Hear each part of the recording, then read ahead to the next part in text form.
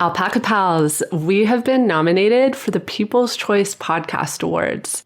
If you enjoy this show, please show us the love by going to podcastawards.com and nominating Alpaca My Bags in the categories Society and Culture. It takes just 3 minutes, and it would mean so much to us if you would go and vote for us. The link to do this is in our bio.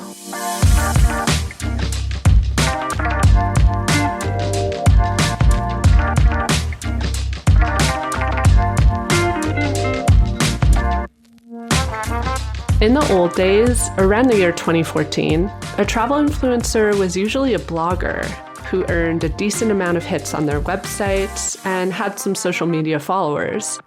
But since then, travel influencing has changed a lot. Influencing has expanded to include more platforms like Instagram and now TikTok. And now there are more travel influencers than ever before. Travel influencers today aren't just bloggers. Instead, they need a whole combination of skills. Some influencers stick to the blogging medium, others are just on Instagram, and some are a combination. A Facebook study found that more than half of travel enthusiasts on Instagram use the platform to look for inspiration for new places to travel to. And more than half of users use Instagram to build excitement for new trips. This confirms that a lot of today's travelers are making important travel decisions that have, they've been influenced. Iceland is a textbook example of a country that has benefited from social media in growing its tourism industry. In an article from Global News, Gunnar Freyr, who goes by the handle @Icelandic_explorer, explains that he has been tracking the Iceland hashtags since it started on Instagram in 2014. And in that time, he says the popularity of the hashtag has grown exponentially from 300,000 posts to over 9 million. The official tourism board for Iceland has corroborated the fact that Iceland became popularized as a tourist destination through social media. So clearly, travel influencing is powerful. While not everyone likes the idea of travel influencers, you'll know from listening in before that I have a few qualms with the industry myself. It's very true that influencers bring new perspectives to destinations. They reach a broad international audience, and they have a lot of talent. Nowadays, travel influencers do more than just writing. They have to be able to take good photos, be able to edit them, know how to build an audience, market their brand, and do technical things like SEO. Today, we're going to chat with the influencers behind Hey, Dip Your Toes In, Eulanda and Omo. These two are a power couple that travels and creates content. They write, they speak at events, and they're also activists. So what goes into their job as travel influencers? And how has their job been impacted by coronavirus? And of course, what do they expect for the future of travel? Welcome, Eulanda and Omo. Thanks so much for having us. Just to dive straight in, Eulanda, can you start by telling us what you did before travel influencing and blogging? You know, it's really interesting, this whole world of travel influencing and blogging, because it was definitely a career that pretty much found me, more so than me actually going after it.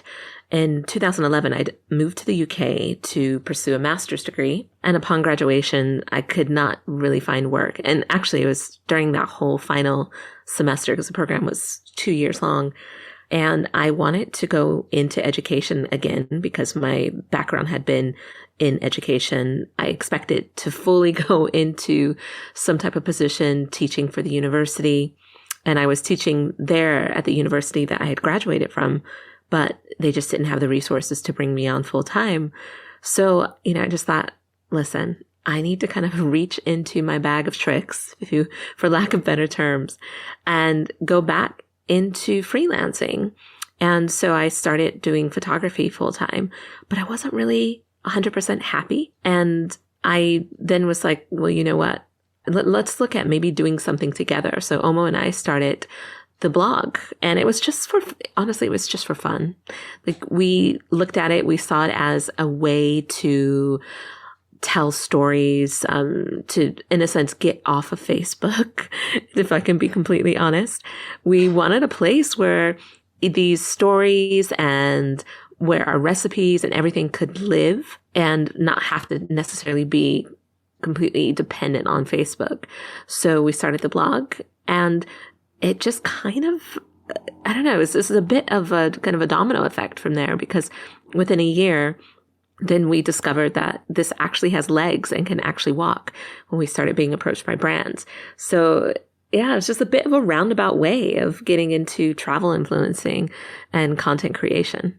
I can totally identify with that. I also travel blog, and it started just because I saw it as a way to document my own travels.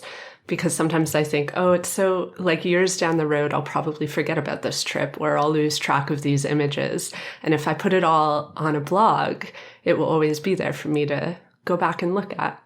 Yeah, it's a really great reminder as well of just kind of your life and your journey. So do you identify yourselves as influencers? If you're at a dinner party, for example, what do you say that your job is?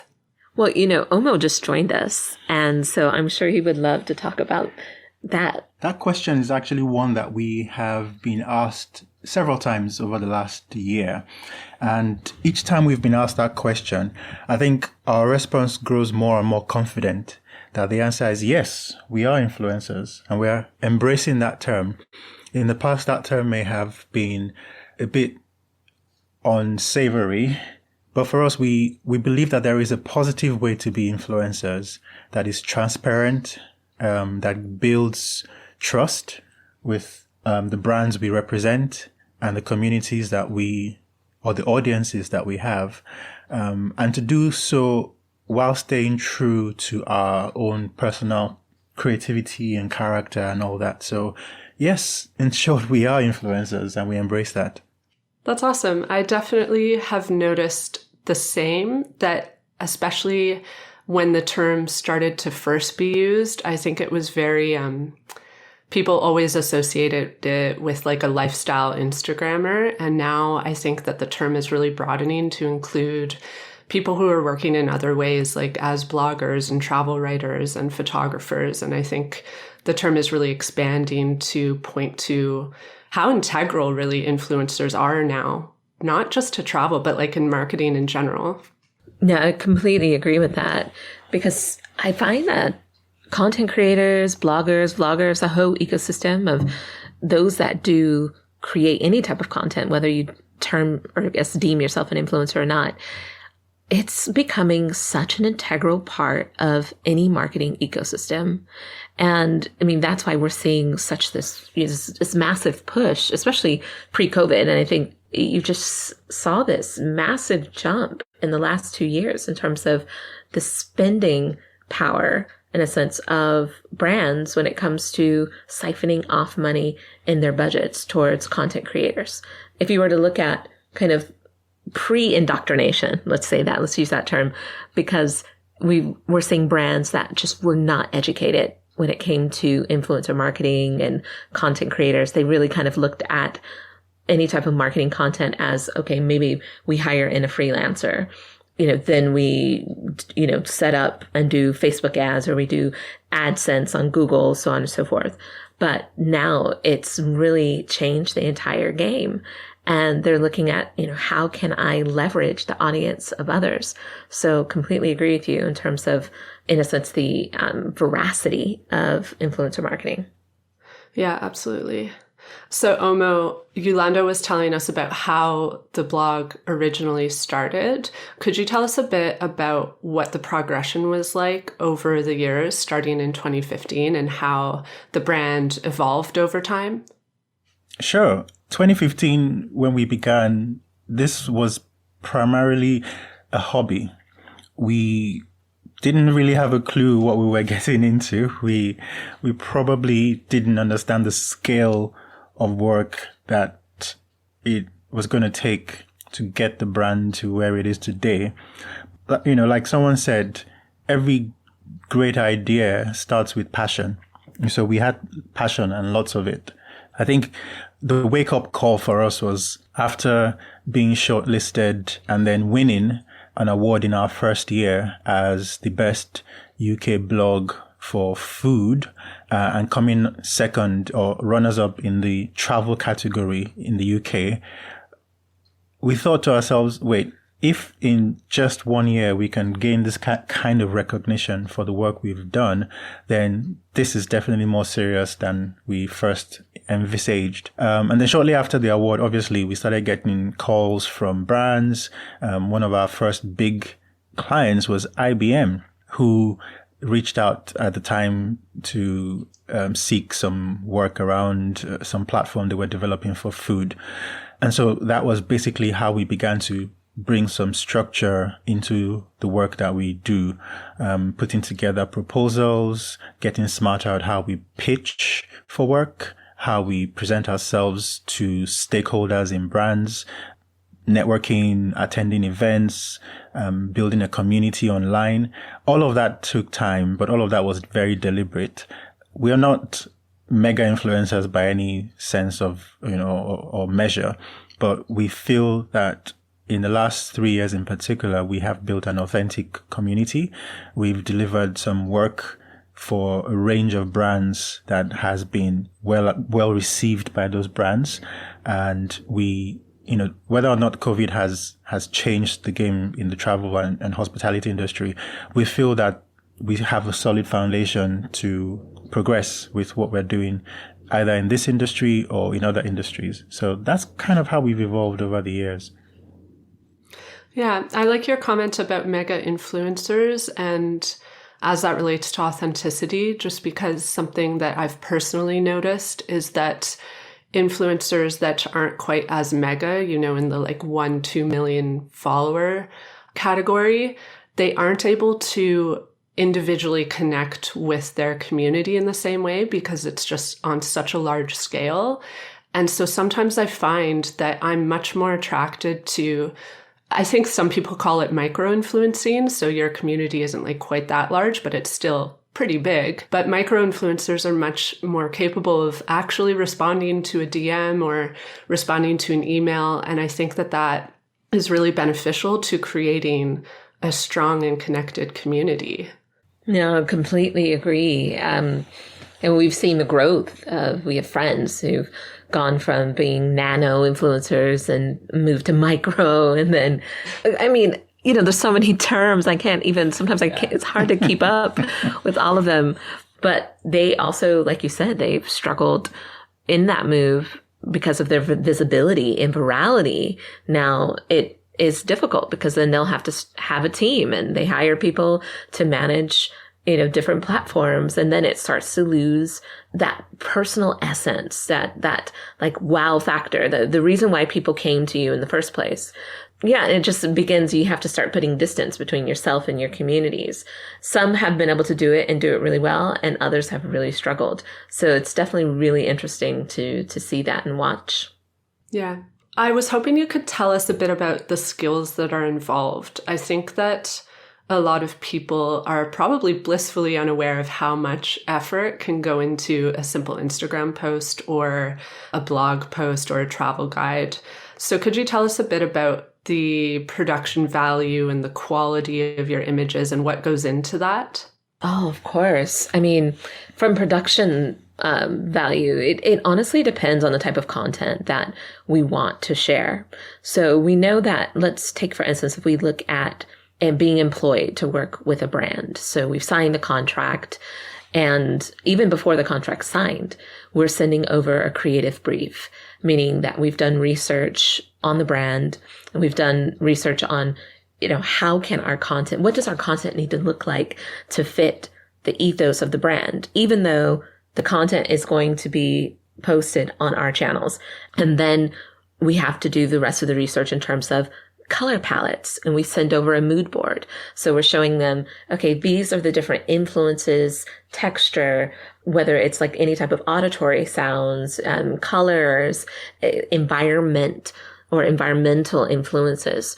And we talk about that And we also write a description and we talk about exactly what the content is going to look. And then we show them examples. Sometimes those examples are things that we've already created that might have a similar feel. And other times it's influences from other places. So it's a lot of work when it goes into working with a brand. But if it's really for ourselves, we're thinking about it in different ways. When we're creating content for ourselves, that then will go to our audience. We're thinking primarily, how will we be able to repurpose this content at a later date? So a lot of that goes into overshooting. How can we make the most, of this particular opportunity? So sometimes we might think, okay, let's say it's London-based content. Well, we're going to this particular area in London. So let's actually plan it out. Can we write an article around this? Can we provide some value to our audience about this particular area? Or is it going to take a lot more research on our parts? And still, we might not go through a full mood board process, but we'll start actually thinking creatively through the idea and thinking of color schemes. How do we want the color to look? Is it seasonal content? In our heads, we'll do some of this planning and then we'll do the rest through notes, and we'll use a couple of different platforms that we can, share ideas with each other with. Now, pre-COVID, we used to be very, very conscious of having a feed that was tonally, had a tonal aesthetic. Our main color inspirations would change and kind of fluctuate while still bringing in our brand colors. But when COVID happened, honestly, everything just changed. And we began to focus on, let's say, content that we really want to create. So that whole color scheme thing, it might come back at some point in time, but we're not really focused on having, a beautiful, flowing type of feed anymore. It's really about the content that will serve our audience the best. And sometimes that's not in curated type of photos. Sometimes it's just video content. Sometimes it's just, something very plain and simple. So it definitely has been a change in what we're doing in terms of feed. Yeah, to talk about coronavirus a little bit, one thing that I've noticed in the feeds of the influencers that I follow is that most influencers will have a very defined niche, but I've noticed now that influencers are really broadening their niche, and you're starting to see other parts of their life that otherwise you never had a glimpse of. So I'm seeing more of the travel influencers that I follow, I'm seeing them at home in their own kitchens more, or exploring their own neighborhood a bit more, or they're introducing their love of gardening or their love of food. And it's quite fascinating to see how people's very defined niches are now evolving because of this new reality that we're living in. Yes, we completely agree. Life has changed for everyone. And I think it's important to, if we want to really be authentic and reflect what happens in our lives, then I think social media platforms that we use need to also reflect that change, because people just want to relate to regular people at the end of the day.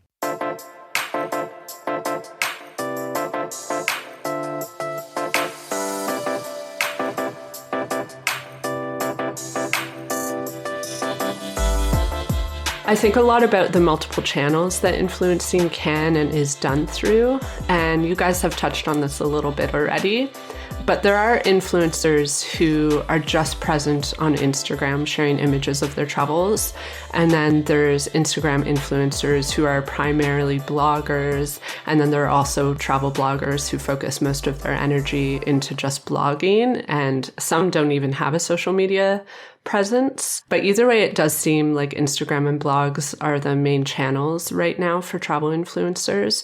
Could you explain how these channels work for Hey Dip Your Toes In, and how do you use them differently? So yes, you are right that traditionally Instagram has been has played a significant role for the travel industry. That I don't think that's likely to change in the future. However, when we approach creating content, either for ourselves or for brands who hire us to do that, we like to pitch ideas that are likely to resonate across more than the Instagram channel itself. While Instagram is very visual, we find that platforms like Twitter are really great for conversations. I think for us, it's important for us to not just build content, but to also create conversations around the content. And then we find that those conversations seem to happen more organically on platforms like Twitter and Facebook. And so whenever we're pitching ideas to brands, we try to make them understand that, fine, we can create something on Instagram that looks visually appealing and pretty, but to really, really get under people's skin, in a good way, of course, and create those conversations that drive the content or propel the content, you need to be thinking broader. So, for example, we may propose things like Twitter chats and say, look, here's what people are saying about this destination or this product. And we can then use that to evolve our messaging, evolve our strategy, evolve what happens on Instagram. So that's kind of how we use all the platforms to try and keep them in sync. And of course, there are different audience types on each of these platforms. Facebook tends to be friends and family focused. Twitter is basically a conversation, a free-for-all conversation with everyone, while the people who go to Instagram are going for the aesthetic. They're going because they like the look and feel of what you're showing them. So it's important to be able to understand the different audiences and what they're looking for. Yeah, I absolutely agree. I find that Instagram tends to be, like for me, I love aesthetic images. And so it's a source of inspiration, but I don't often find myself having very valuable conversations on Instagram, and the format doesn't really lend itself well to that anyways. The commenting can get very out of control, and it's hard to keep up a thread of a conversation with someone on Instagram, unlike Twitter, where you can really connect with random people and have very productive conversations that are both inspirational but also have a lot of value. Yeah, I know, like Alpaca My Bags itself, our Twitter audience has been great. We learn a lot from our listeners there about what they want and expect out of the podcast. And it's a really helpful format. Yeah, we found you guys on Twitter. That's basically how we connected with you guys. Yeah. So what work goes into the Instagram feed specifically? And I'm curious about how Instagram impacts your travel style. Do you end up spending a lot of time scoping out places to shoot images, or do you spend a lot of actual time shooting them? Like, how much of a trip is spent on that? There was a time whenever we would really do a lot more research and use Instagram as a way to find different locations. But I feel like our travel style has really evolved. And a lot of it is less about trying to find the great places to photograph. We focus a lot more on the story. And if people are the center of our story, there's always going to be a great image to take. Always. So a lot of it is about elevating our subject and not making ourselves the center narrative of that story. If we find places to take a great photo in, it's a plus. And sometimes we'll get in a destination and we start, we make sure that we get our story. That is like the primary part of it is we get the story. We're able to photograph our quote unquote stakeholders, the narrative, the people that are helping to hold the story together. If we get some images of ourselves in that location, that's wonderful. Sometimes we come in if it's more of a brief for a particular client, and that's what they're looking for. Of course, we'll definitely do a bit more background research, and we'll have maybe 2 locations chosen that we try to get our imagery. But we like to be really flexible. I think there's a strength that comes with doing more type of documentary type of work. It doesn't have to be 100% staged. You don't have to do so much research in terms of locations. You know that you can look at any location and you can see an image. So I've gotten used to working quite quickly on my feet. So for us, it's about really making sure of the story that we're trying to take, or excuse me, the story that we're trying to capture. I love this idea of your travel evolving, because I relate to that so much personally, especially being the host of this podcast. I've noticed that this podcast now is about 2 years old. And since starting it, this podcast is about teaching people to be conscious and responsible travelers. But I have found that it's really educated myself. Like, I think I am learning as much as our listeners hopefully are learning. And so in this 2 years, I feel that there's been such an evolution in the way that I personally travel, because all the conversations that I have really emanate, and I think about them now as I travel. One change, for example, is that in the last year, I've really worked on reducing the amount of flying that I'm doing. Obviously now I can't fly at all, so that was an easy change to make recently. So on that note, are there other ways that, because of the blog and your status as influencers, how has your travel evolved? So when we started the blog in 2015, that first year was pretty much us going on trips or going to places that we found the most interesting or the most drawn to. And those destinations were local, they were regional, and they were outside. When I say regional, I mean Europe, and then outside of Europe. But the more the brand grew and the more we built relationships with PR agents and hospitality brands and expanded our network within the travel community, of course, that led to opportunities to visit places for specific projects. So before COVID happened, I guess we were trying to balance both our personal travel interests with travel that was specific to requests from the brands that we work for. I think for us, we will always long for places that both are interesting, but where we can also create some great content. Finding that happy medium is always something that we look forward to on our travels. So I've noticed since lockdown started, there's been tons of Instagram lives happening. I feel like every time I look at my phone, I have a notification for an Instagram live that is happening. And Eulanda, I want to talk about an Instagram story you posted recently where you shared that you find Instagram lives exhausting. You explained that you find them a bit performative, which I think is interesting because I personally find the Instagram platform as a whole is quite performative. But there's a perception that Instagram Live is more authentic because the person isn't curating what you're seeing or hearing. I go in and out, to be 100% transparent, of feeling that Instagram Lives are completely exhausting and then from the other side, completely energizing. So it's kind of two sides of the coin. On one side, I do find sometimes that it's performative for me because I have a certain way that I like to put myself across. But, on the other side, I love that kind of in-person type of connection. Questions are coming across, comments are coming across, and you have to respond to it. And it presents its whole other kind of mixed bag of challenges. And I love it. And it's exciting to me. But also the idea of because it's a curated program, because we were doing these different lives. We had 2 live series that were going on that ended, but we had So You Want to Be an Ally. That one didn't officially end. But the other one that just recently ended was School Days. So it takes a lot of energy because each episode takes about 11 to 13 hours, let's say, of production value. And that includes the Instagram Live. So yeah, it is a lot of energy that is expended. I guess the best way I can explain it is that it sometimes does feel performative. Like I've just went and danced a whole concert.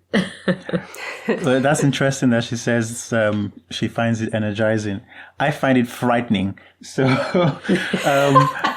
Yolanda's the one who is the camera person. She's great on and off camera. She can put on a show. I am the one who pretty much doesn't like to be on the spot. So whenever I have to do Instagram lives, she knows how stressed I get. I'm worried about the lighting. I'm worried about what I'm going to say. I'm worried about the guests turning up on time. I'm worried about a lot of things. So I find them very frightening and draining, but it's great that she's always available to share her expertise. So when I grow up, I want to be like her on Instagram lives. Oh, yeah, the first few that he did in the last few months. Oh boy. There was one where I had a guest, we had hyped this whole thing up, and the guy didn't turn up for like 10 minutes. I was freaking out. Now, in that 10 minutes, Eulanda would have known what to say to keep the audience engaged. I was freaking out, seriously. So. He was sweating. I was like, babe, it's okay. Breathe. Oh, boy. Oh, no, I can relate to that so well. That's how I feel with podcasting, to be honest. Every episode, I'm like, oh, I hope I don't say something that's wrong or that, like, I actually don't think. And I just overthink everything I'm going to say. And I overthink whether or not the people will actually show up. I think it's a classic case of stage fright. But yeah, I love hearing about how people feel about their Instagram presence, because I also feel like I oscillate, and like our audience is very, very small compared to yours. So sometimes I think, wow, I sometimes get overwhelmed by all the comments that I feel that I need to respond to, or the DMs or the emails. And then I just think, like, if we had an audience that was just a couple thousand more, how overwhelming that would be. And there are some days that I really love it because it does give you a sense of validation that people see your content as worth interacting with. But then at other times, you just feel this overwhelming sense that you have to respond to everything. And I imagine as your community grows bigger, it is harder and harder to do that. It is. The whole thing is just, continue to find your authentic voice, and don't worry so much about trying to keep up. Don't feel like, oh, I have to perform at a specific level. Perform at the level that you want to perform at. And if you want your content to be great and to have a voice of its own, give it space to have a voice and create that space. And the only person that can do that is yourself. That's such a good point. Okay, this question is from Katie. This is something we've talked about a couple times on the podcast, and Katie and I often joke about it amongst ourselves because we find the hashtag travel couple on Instagram so entertaining. And it's funny to me too, because I travel with my partner all the time, and I do have a bit of a presence on Instagram, but he's very absent from it because he personally does not want to be part of it. And that's something that we respect between ourselves. So I think someone who looks at my content could even think that I just travel solo, that he doesn't exist, which is terrible to say. But the idea of like our romantic relationship is not something that we want to be included in my presence online. And so I find sometimes that the travel couple hashtag, it's sort of selling this idea of romanticism, and that's what it's selling more so than it's selling the idea of travel or travel inspiration, because it's kind of an unattainable inspiration of travel. Anyways, I just wanted to ask what you thought about this because you are a traveling couple yourself. I think we both enjoy storytelling, so we don't mind both being part of the story, whether that story is on Instagram, whether it's on any of the other platforms. So for example, if we visit a destination, Eulanda might be the one who has the photography eye, while I'm the one who spots a very interesting anecdote from an interaction we had with a baker. We're both happy to get on our different platforms and be visible in the stories that we tell about those destinations. We're comfortable both being in front of the camera. Yeah. But we don't like to subscribe to sometimes the kind of inherent cliches that you might see on Instagram, because we've done that before. And there was a time early on, 2017, 2018, where it was like, well, people are doing this, so we should do this because we want to break 10K. And I think that was like 2017, we finally did. And after that, it was just quite a slow go. And one thing is that, we don't want to invest all of our energy and time into things that we don't own. So Instagram, we don't own. Instagram at any point in time can change the game. And they've done that. We've even seen how we've been kind of, I could say, victim of this, because there was another content creator that reported our account. We actually know who it was, that said we were abusing animals because we had a picture of we had a picture of a camel that we were walking towards, and in Tunisia. And I don't know why this person decided, we've never even met this person, but they apparently attended one of our sessions at a conference.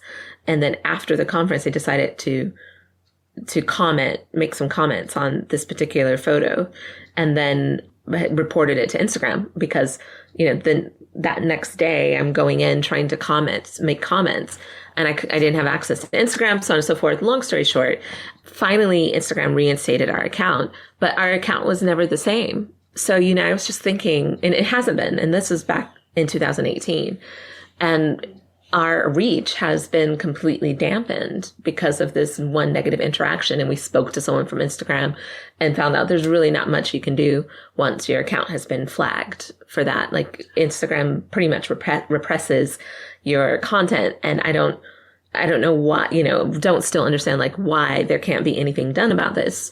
But that, in short, to say, we said from then on, it's like, why invest so much energy into a platform that we don't have any control over? And we don't own it. We will be better served in creating content, that is not solely for Instagram. If it goes to Instagram, great. And we know that our audience is going to be super engaged, and hopefully they'll enjoy it. They'll share it. They'll like it. But, we're no longer going to create photos or content for specific hashtags because, for us, it just is not sustainable. It doesn't make sense.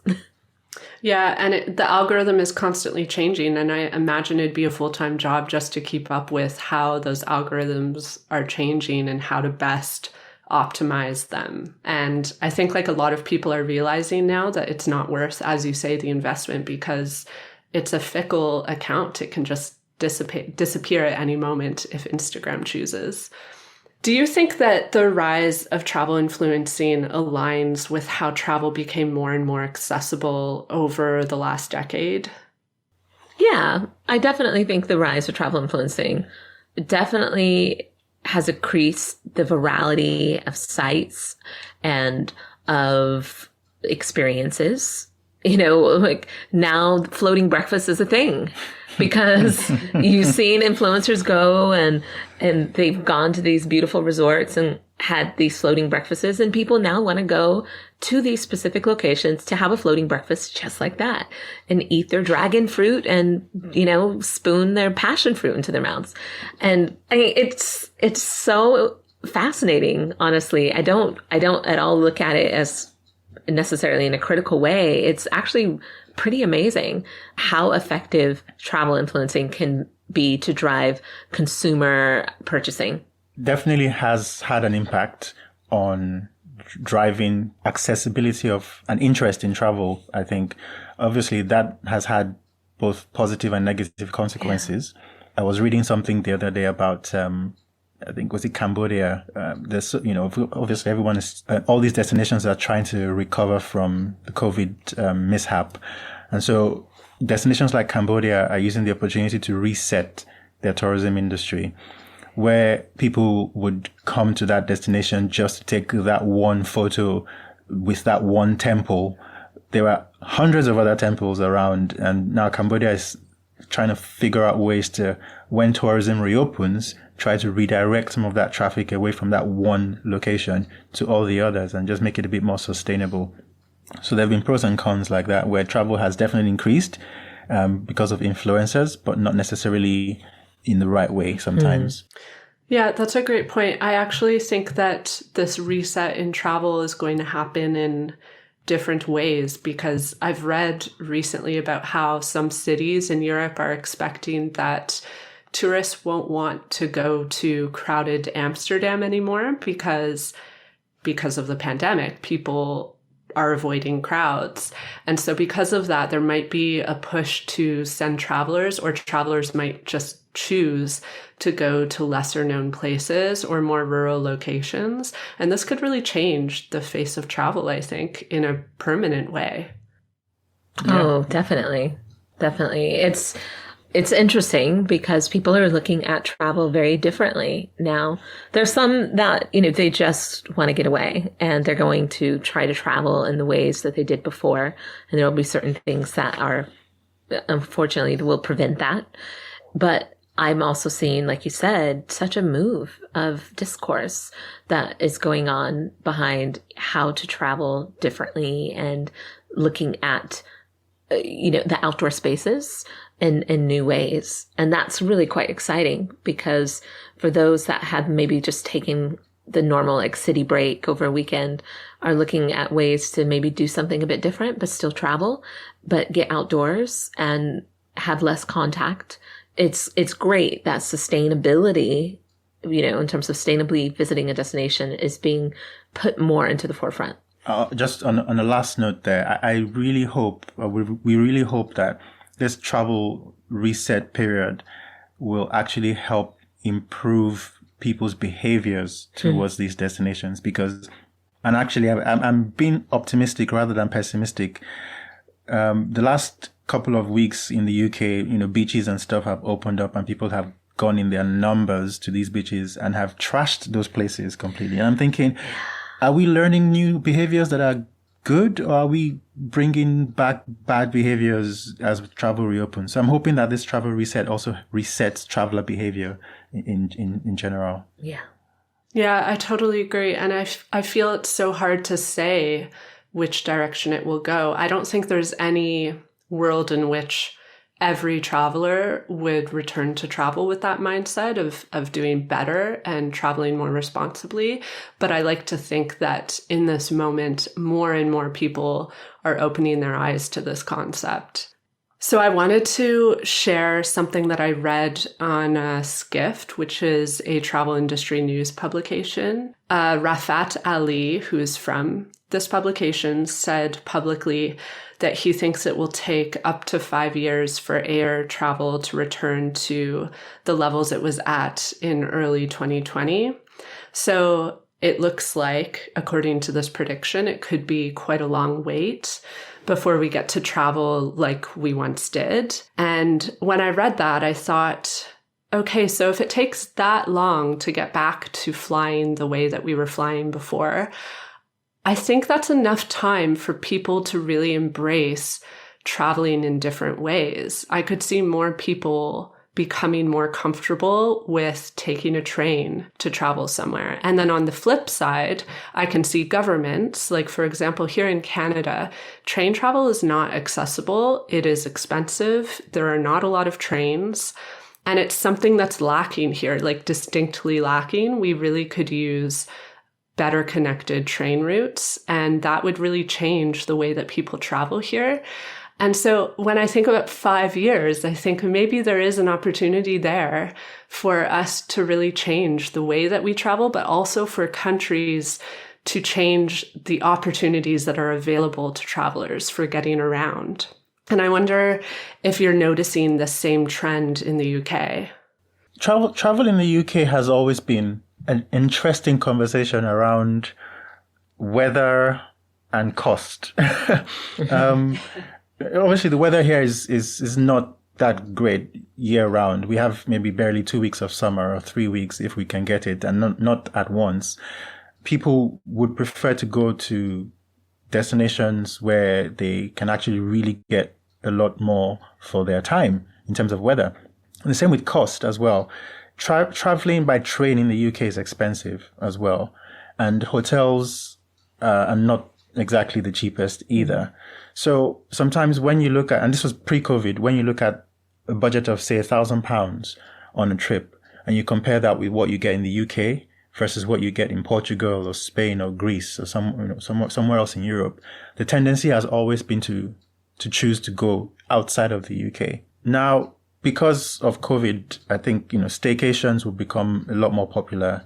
So we might see that shift happening here where people want to take local holidays and want to stay local. And that might ultimately result in more opportunities to not just discover parts of the UK, but also maybe get costs down to a level that makes it a bit more affordable for people to stay within the UK. Yeah, no, that's exactly how it is in Canada as well. I think that's something that has become very obvious to me personally in this experience is that for some reason, it's much cheaper for me to fly to Europe for a week than it is to rent a car and explore my own country. So I think what I'm trying to say is like maybe if it takes 5 years for flights to return to the capacity that they were at, this is a moment in which we'll see that start to change, hopefully for Canada, but also for the UK and I imagine other countries where this is a problem as well. Well, thank you so much, Eulanda and Omo, for joining us. This has been such a fun and interesting and enlightening conversation. So before we wrap up, I want to give you an opportunity to share with everyone where they can find you, where they can interact with you. Yeah, just anything you'd like to share. Anyone who's looking to converse with us, feel free to find us on most social media platforms, Twitter, Instagram, at Dip Your Toes In. They can also check us out on our blog, and that's Hey Dip Your Toes In. So we also are on TikTok and Facebook as well. We just don't utilize either of those platforms as much, but we're more active on Facebook than we are on TikTok. Yeah, we live on Twitter and we live on Instagram. That's pretty much where we live. Definitely. Obviously, travel content on the blog has been quiet over the last 4 months. We do have some back content that we want, a back catalog of content that we need to produce. But just like we said earlier, where we're trying to reflect more about our lifestyles and about what's happening to us and in the world and in the community in which we live, we have an article on the blog about being an ally, on the back of the recent attention on the Black Lives Matter movement and equity and justice for communities that are disadvantaged. So that's an article that we feel very passionate about, and we definitely want more people to check it out. It's on the blog at heydipyourtoesin.com. Amazing. And Alpaca Pals, we have linked the blog post in the show notes. This is it. This is episode 20 of our second season, which means Katie and I are now taking a little podcasting break. We're going to try to enjoy the summer weather as much as possible. What are you going to do, Katie? Well, I just started taking up skateboarding, so my goal for the summer, land an ollie at least once, do some camping, and enjoy the weather. What about you? Well, mostly the same except for the skateboarding. It's not for everyone. Well, I'm also going to be camping and I'm going to work on my garden. Made our first batch of pesto last night, so the basil is popping off right now. It's pretty great.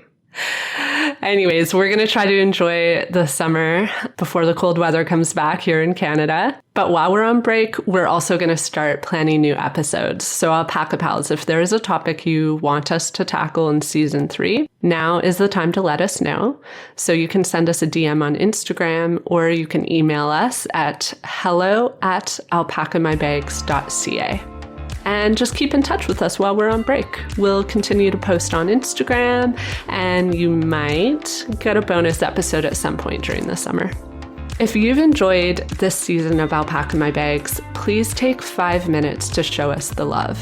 First, vote for us to win a podcast award. You can go to www.podcastawards.com to nominate us. And second, leave us a review. You can review us in the Apple Podcasts app. Your reviews make it easier for other listeners to find us, and we love to hear your feedback. We hope that all of you are keeping safe and well and healthy. And when we get back to travel in the future, remember, take that train instead of the plane. I'll talk to you all in season 3.